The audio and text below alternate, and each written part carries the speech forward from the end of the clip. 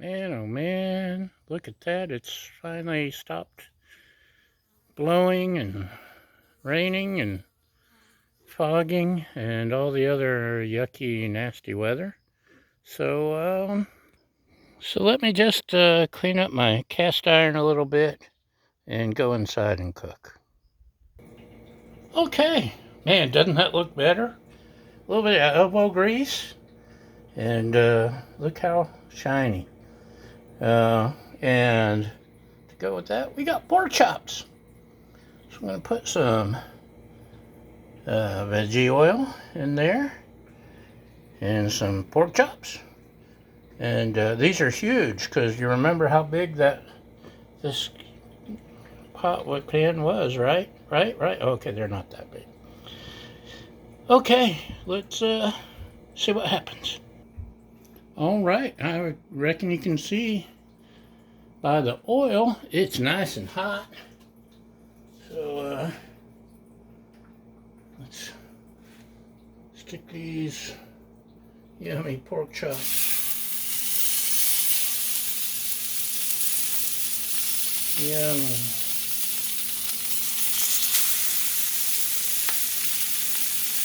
Pork chops love the cast iron, by the way, in case you didn't already know. Whoa! Hey-o! May splash that one just a little too much. Okay. It's turned up hot, which is what we want. And these are thick. May have to cook them a little more than I had planned. But this is what's on them. Instead of my usual custom blend, this was gifted to us. It's got similar ingredients, a little bit sweeter, and that's all I got to say about that. Where were we? We were cooking pork chops on the cast iron, weren't we? Let me just come around you here and grab my handy dandy food thermometer.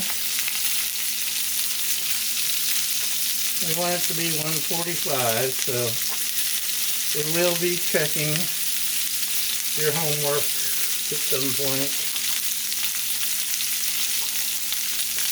But gonna give it a couple minutes there to It's smelling good. It's starting to look good. Oh, that's not all I used. I also had some Trader Joe's barbecue dry rub, dry seasoning, barbecue 101 or something like that, and sprinkle a little bit of that on too, and gives it a nice little barbecue-y-ish flavor. What do you think? Has it been 3 or 4 minutes yet? I haven't been keeping track. You were supposed to keep track for me. Yeah. These things work great, by the way. Much easier than a spatula for me. Should we give it a... Oh, look at that. Getting a nice little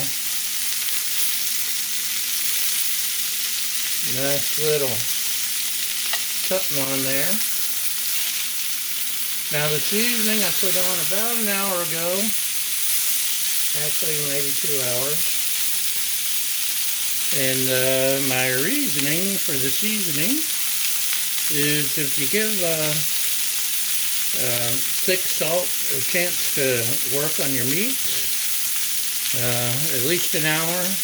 2 hours is good. 1 hour is at least.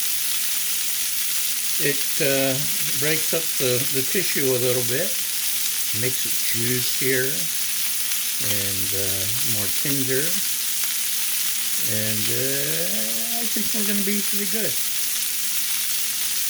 And then all the other stuff in the seasoning blend is just bonus. Boy, that's a lot of grease. I'm getting grease on my camera. I'm probably getting grease on the internet. Sorry, internet. I'll try harder next time. Doesn't that look good, though? Once it's more cooked, I'll probably spin it around, get a little bit of sear on the sides and ends. Probably, maybe. Let's see what happens. But we're going another 3 or 4 minutes. And, well, no reason for you to hang around and do all that unless you just want to. So, be right back after this commercial message. Okay, let's see how we're coming along here. That is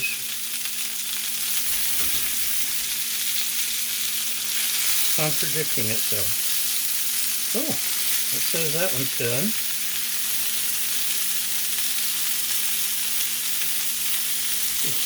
That one is not done.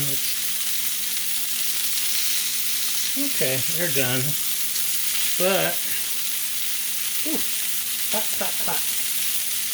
I want to get the sides sear. See if we can grab a hold. Ooh, look at that. We can even stand them up. Looky there, looky there. Let's check out that sear, huh? Ooh. Okay, sorry, I was distracted. I don't want to drip pork chops all over the internet. Pork chop juice.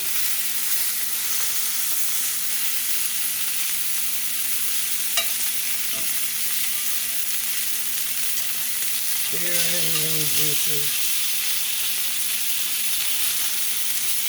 Yes, I am familiar with the reverse sear, by the way, before you even ask.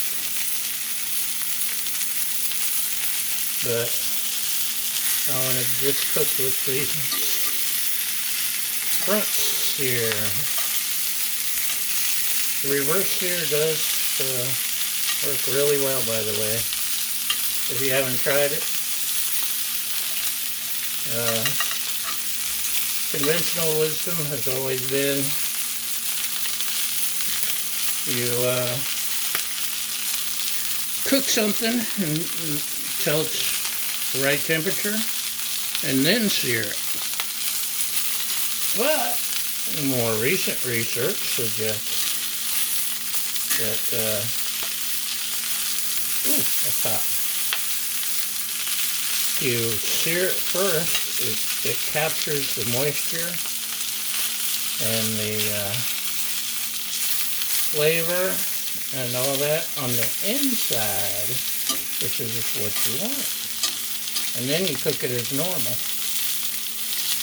And all those juices can't go nowhere because they're trapped by the sear. And I sincerely like the reverse sear.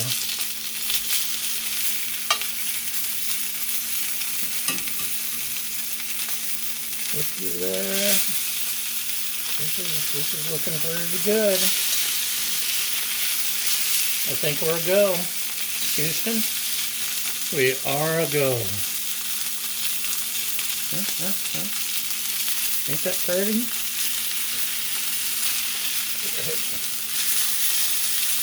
Get the end while we're at it.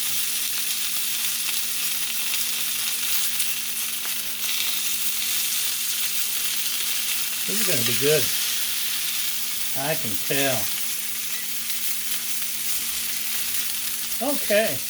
Well, I think I've held you up enough.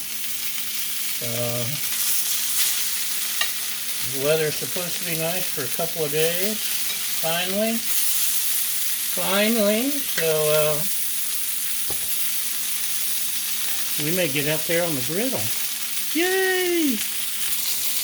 In the meantime, y'all, thanks for liking, following, subscribing, sharing, helpful comments, and most importantly, thank you for feeding my fragile ego. And we'll see you next time. Bye!